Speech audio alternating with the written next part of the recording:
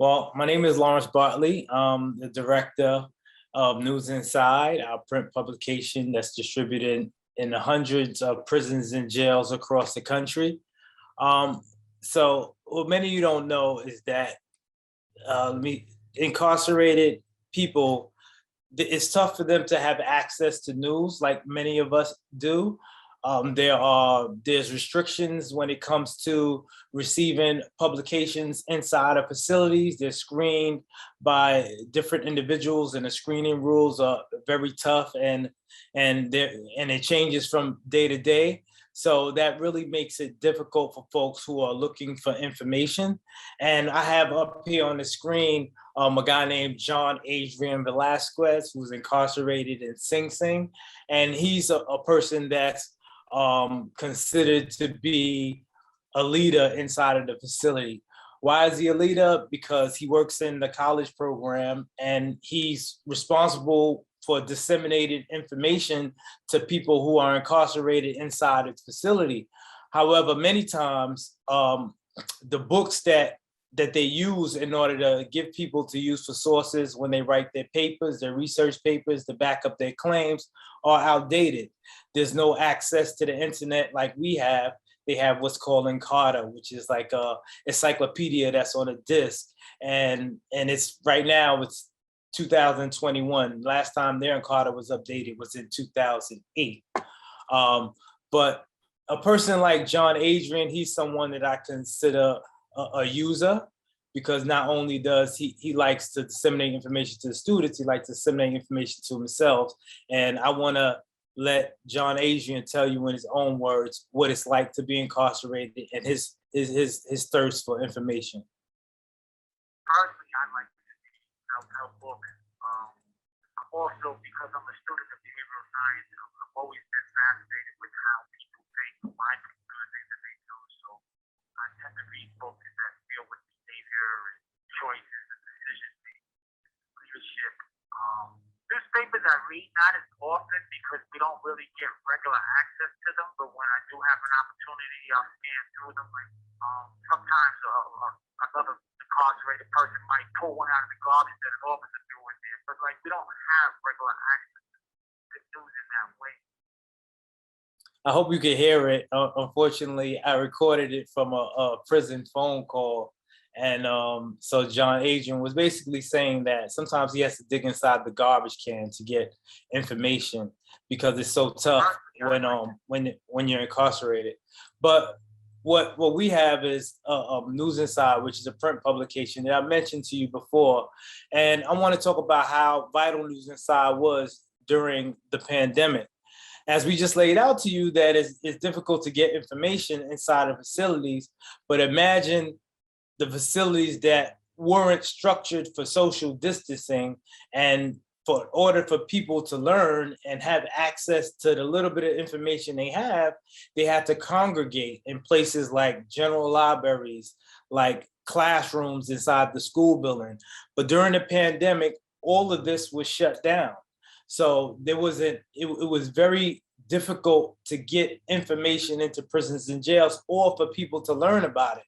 So when vaccinations started rolling around, people didn't really know what to do.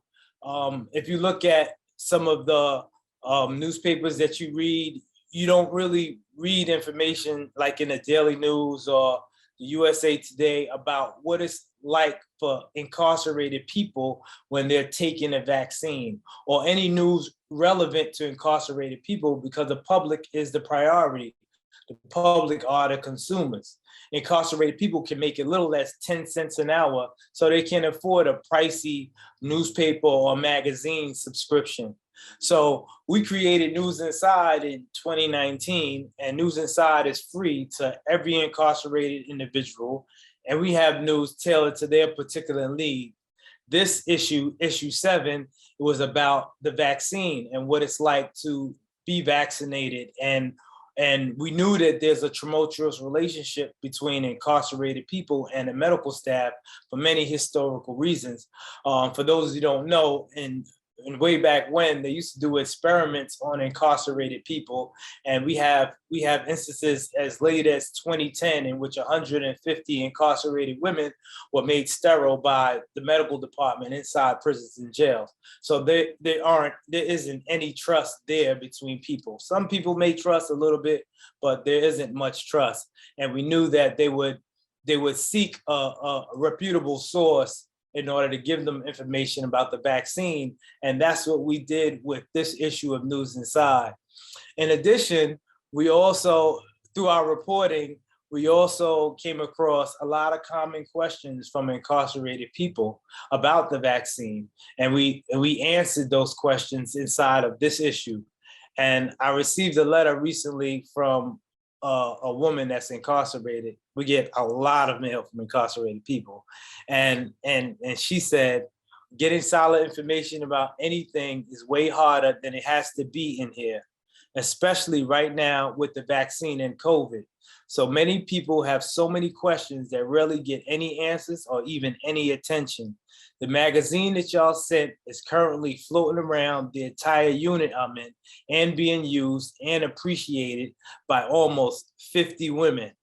And I didn't mention it earlier, but News Inside is circulated in over 630 facilities across 41 states right now.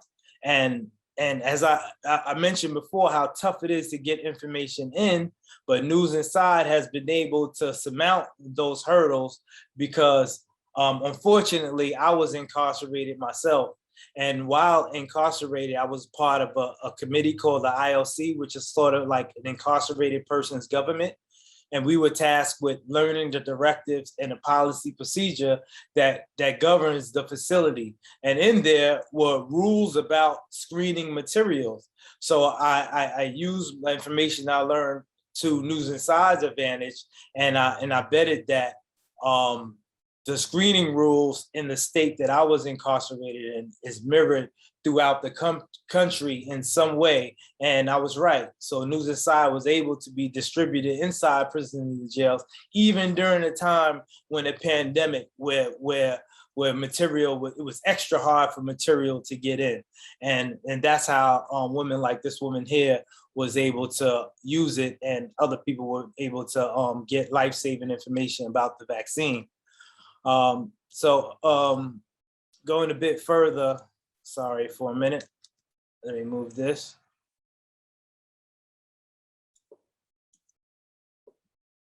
We also learned that 3 out of 5 incarcerated people have literacy issues. So that poses a problem for News Inside because they have to read it. So if you look here, our addressable population is about 1.6 million out of potential 2 million people that's incarcerated based upon our projections.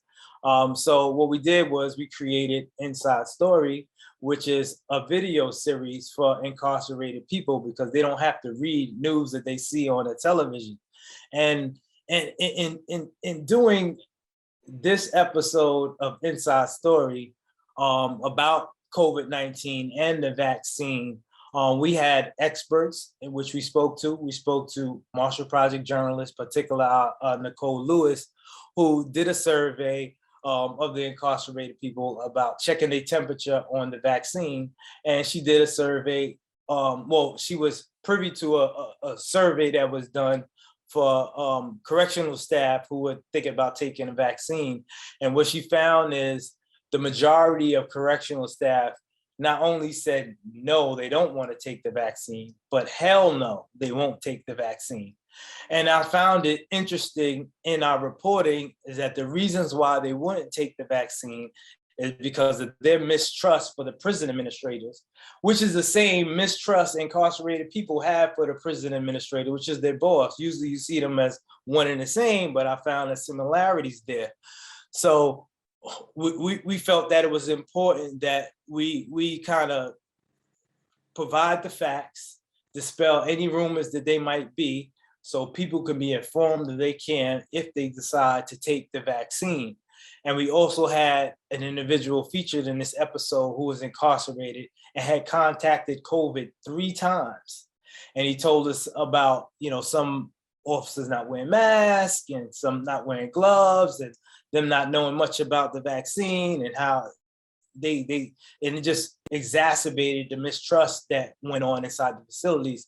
But we also had a woman from the University of San Francisco, men, the organization called the Men. They're a correctional medical organization nationally and internationally, which they go around and trying to show up the medical institutions inside facilities. And she spoke about the vaccine, the efficacy of it, the difference between the three types of vaccines and what people should look out for when they take the vaccine. And some of the common questions incarcerated people had, like an example is it practical for them to see the syringes taken out of their sealed packaging and draw up the vial of the vaccine before it's being placed in their arm, because they don't trust it comes from anywhere else. And for me, that episode was one of my favorite episodes, because I was able to display the respect for people who are fearful of taking a vaccine and the importance of people taking a vaccine in a fair way. And I like to think that it went a long way in helping people make a more informed decision. And last, I want to talk about sustainable competitive advantage for News Inside and Inside Story. As many of you may suspect already, the Marshall Project, we report on criminal justice news nationally. And criminal justice, usually they have some hard topics within. It's not a fun, rosy type of subject to cover. There's always dismay and abuse and some sort of negative feelings that come from that. But in News Inside, I know that incarcerated people are inundated with sad stories.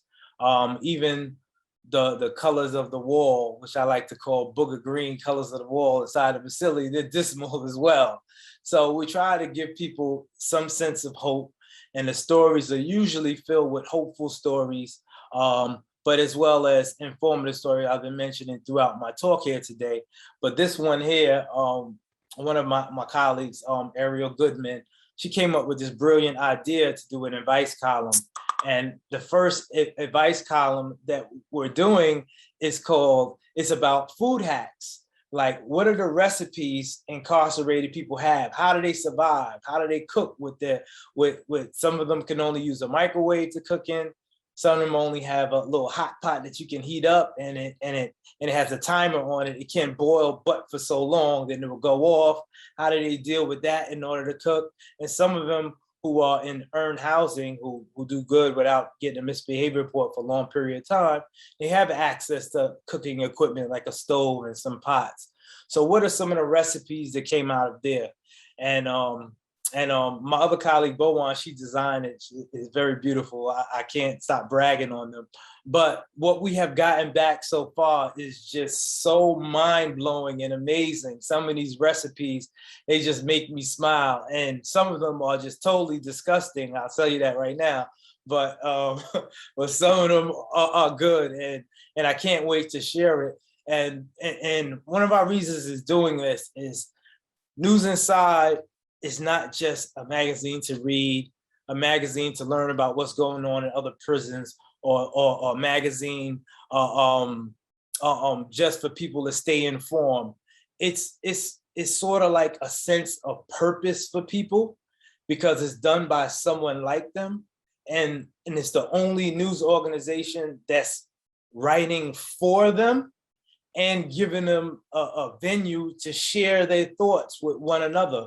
And these recipes are how they can share. Someone in Arkansas can share with someone in California, and that person can try to cook that meal. And it builds a sense of camaraderie, and I'm really proud of it. And last but not least, I'll close out by this in the spotlight photo you see on the right. Every issue we spotlight a News Inside reader, and they write in, they tell them how they were impacted by the magazine, as well as what they're doing today. This person is in Wisconsin, He read News Inside, and he went home and he started his own publication.